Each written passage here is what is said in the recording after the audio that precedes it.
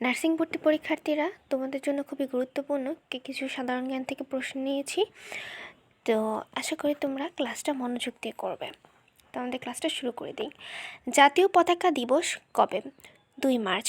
বঙ্গবন্ধু স্বদেশ প্রত্যাবর্তন করেন 10 জানুয়ারি। বাংলাদেশ জেল হত্যা সংঘটিত হয় 1975 সালে 3 নভেম্বর। বাংলাদেশের শহীদ বুদ্ধিজীবী দিবস পালিত হয় 14 ডিসেম্বর। মুজিবনগর দিবস 17 এপ্রিল। রোকেয়া দিবস 9 ডিসেম্বর। রোকেয়ার জন্মদিবস হচ্ছে গিয়ে 9 ডিসেম্বর, মৃত্যু হচ্ছে 9 ডিসেম্বর। যদি কখনো কোশ্চেন এমন হয় যে কোন কবির জন্মসাল এবং মৃত্যুসাল একই, তাহলে বেগম রোকেয়া হবে। সংবিধান দিবস হচ্ছে 4 নভেম্বর। স্বাধীন বাংলাদেশের ঘোষণাপত্র পাঠ করা হয় 10 এপ্রিল 1971 সাল। কক বরক ভাষা কারা কথা বলে? কক বরক ভাষায় ত্রিপুরারা কথা বলে। ত্রিপুরাদের প্রধান উৎসব হচ্ছে বৈশু। খাসিয়া উপজাতি বাস করে সিলেটে। ত্রিপুরাদের জাতিসত্তা কয়টি? বাংলাদেশের দ্বিতীয় সংখ্যাগরিষ্ঠ উপজাতি হচ্ছে সাঁওতাল। বাংলাদেশে উপজাতীয় ভাষার সংখ্যা 32টি। বাংলাদেশে গারো উপজাতি বাস করে ময়মনসিংহ, টাঙ্গাইল ও নেত্রকোনায়। গারোদের ঘর বসতি গল্পটির লেখক হচ্ছে শাবলু শাহাবুদ্দিন। বাংলাদেশে চাকমা উপজাতি বাস করে প্রধানত রাঙামাটি ও খাগড়াছড়িতে। বাংলাদেশে বাস নেই এমন উপজাতির নাম মাউরি।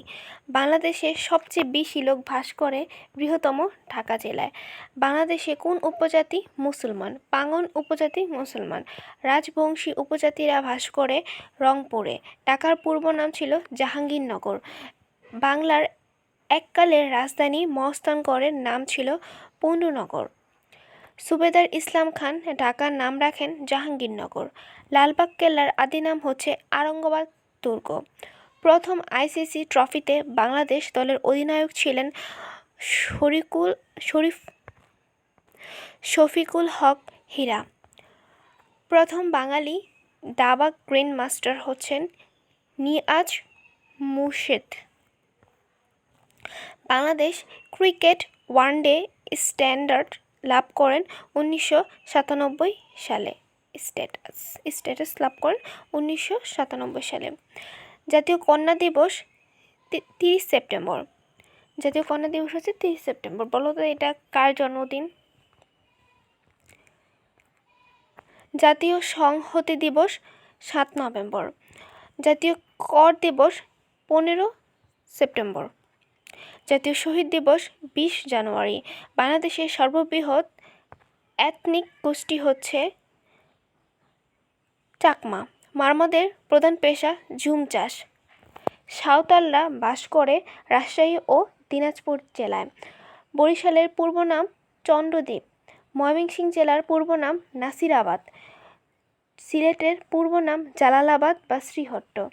আশা করি এই গুরুত্বপূর্ণ এমসিকিউগুলো তোমরা খুব সহজে আয়ত্ত করতে পেরেছো। তোমরা যদি ভিডিওটা বারবার দেখো, খুব সহজেই এই গুরুত্বপূর্ণ এমসিকিউগুলো তোমাদের আয়ত্তে চলে আসবে। আর যারা ভাবছো নোট করে রাখবে, তারা চাইলে ভিডিওটা পজ দিয়ে নোট করে রাখতে পারো। তোমাদের আসন্ন নার্সিং ভর্তি পরীক্ষার জন্য শুভকামনা রইল। সকলে ভালো থাকো, সুস্থ থাকো। সকলে মঙ্গল কামনা করে এখানে ভিডিওটা শেষ করছি। আল্লাহ হাফেজ।